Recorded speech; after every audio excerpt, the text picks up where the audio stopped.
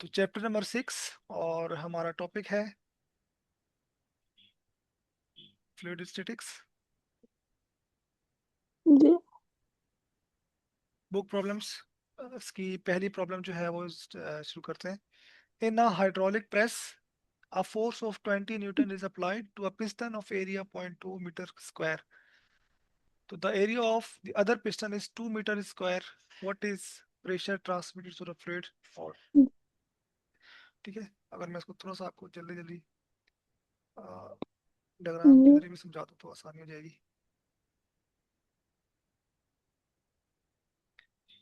थोड़ा सा बना दूँ और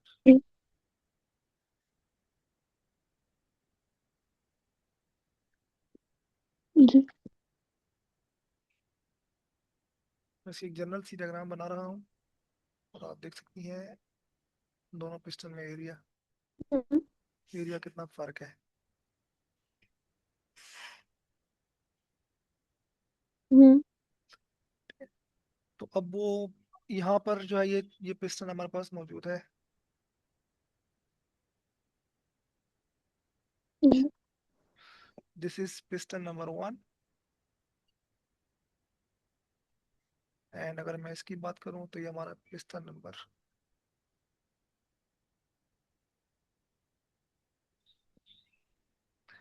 ठीक है बच्चे।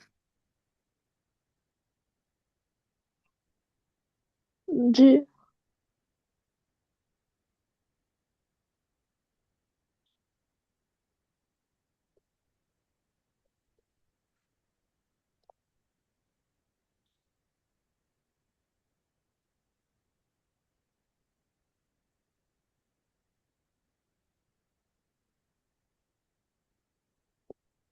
तो बहरहाल तो हमारे पास जो डेटा बनेगा इसको सॉल्व करते हैं। देखिए बेटा, जी। यहाँ पर 20 न्यूटन फोर्स लग रही है। ठीक है, अगर मैं यहाँ पर कहता हूँ फोर्स हमारे पास लग रही है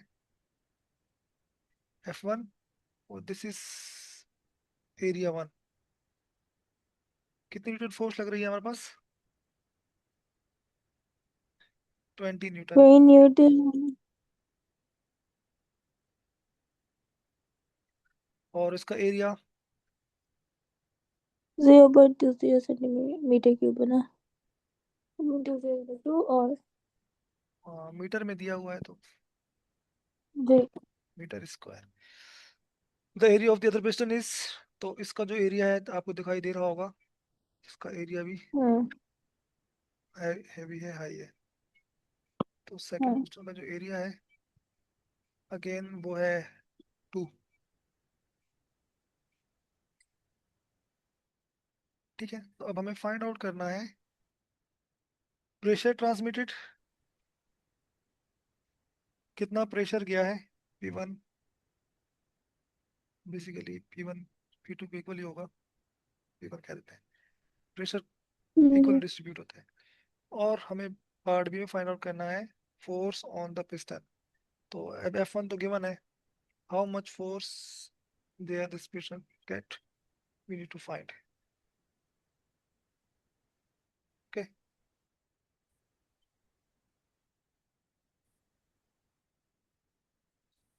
सही है। तो ये हमें फाइंड आउट करना है। ठीक है बेटा, तो बहुत आसान सा प्रॉब्लम है। आपने डायग्राम वगैरह बोर्ड में नहीं बनानी, सही है। आपने जस्ट सॉल्व करना है, ये समझाने के लिए मैंने, क्योंकि अब एक दो और भी हैं तो हम बार बार डायग्राम नहीं बनाएंगे। अब आपको क्लियर हो गई तो हम डायरेक्ट सोल्यूशन करेंगे। जी ठीक है। हम्म। हम्म। थोड़ा आपका दिमाग जी। बस इतना तेज है कि आप बगैर डायग्राम की भी चीज़ समझ लेती है। वो है, मसला कोई नहीं था। तो बहरहाल अगर मैं पार्ट ए की बात करता हूँ तो प्रेशर का डायरेक्ट फार्मूला होता है फोर्स पर यूनिट एरिया या फोर्स अपॉन एरिया। तो अगर मैं P1 जी। की बात हो करूँ गया। तो F1/A1। जी। P1 हमारे पास कितनी आ जाएगी, 20/A1 हमारे पास है 0.2। Point. P1 will be equal to 100। तो न्यूटन पर मीटर स्क्वायर भी ठीक है, और पास्कल भी इसका ऐसा यूनिट होता है, ठीक है। दोनों आपके पास आंसर करेक्ट, यूनिट में करेक्ट है। आप चाहे तो न्यूटन पर मीटर स्क्वायर में लिख दें या हाँ, पास्कल में लिख दें, कोई फर्क ज्यादा पड़ता नहीं है, ठीक है। बिकॉज न्यूटन पर मीटर जी स्क्वायर जो होता है वो खुद यूनिट बराबर होता है किसके,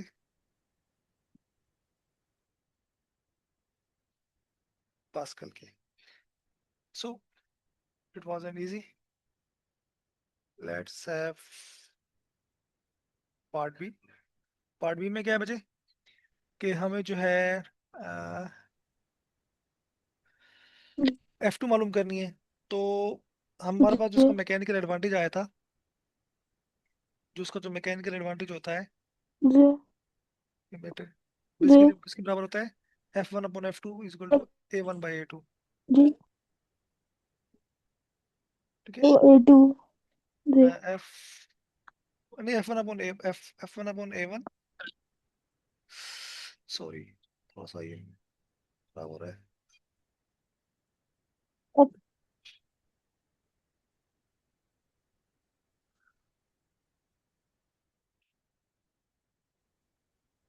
F2/F1 या F1/F2 will be equal to जी A2/A1। जी अगर आप दोनों साइडों पे A2 मान A1 A2 अपन A1 ऊपर A1 लेकर आएंगे, तो अगर आप F1/F2 करती हैं तो वहाँ पर A1/A2 हम्म आएगा। तो आप अपने हिसाब से इसको जी ठीक हो गया। तो हमारे पास सब वैल्यूज जी मौजूद हैं। हम यहाँ पर सेपरेट कर लेते हैं F2 को। तो F2 will be equal to hmm F1 multiply by A2 upon A- A1। A2 and multiply by F1 की वैल्यू हमारे पास है 20, A2 की वैल्यू हमारे पास है 2, एंड A1 की 20 वैल्यू है 0.2। So this all multiply if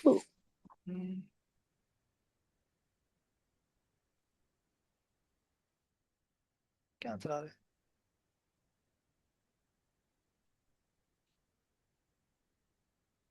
second से करते कहीं हो कोई वैल्यू मैंने गलत तो पुट्टी कर दी। नहीं सही है ना, क्या आंसर आएगा इसका। 40 जी आंसर हमारे एक पास हो मिनट जाएगा 200। 0.2 को मल्टीप्लाई करेंगे उसके साथ ना 20 के साथ 4/40 नहीं, F1 multiply by A2 divide by A1 है ना। F1 हमारे पास है 20, जी जी जी A2 है 2 डिवाइड बाय 2 0.2। होगा समथिंग जी जी क्या आंसर आ रहे हैं, 200 आ रहे हैं। 2 है ना जी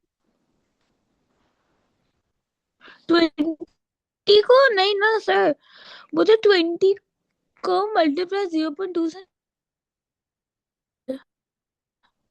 एक नहीं मिनट। नहीं वो क्या A2 है ना हाँ A2 है ना। A2 मतलब 2 को मल्टीप्लाई करेंगे हाँ 20 से ना। 20 से ठीक है और फिर इसको डिवाइड कर देंगे 0.2 के साथ जी सही तो है सही है, 2 एक्सपोनेंशियल।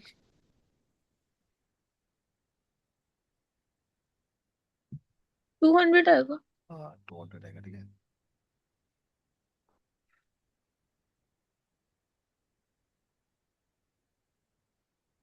ठीक है, ये हमारे पास न्यूमेरिकल नंबर 1 कंप्लीट हो गया। पूछो हम्म सही,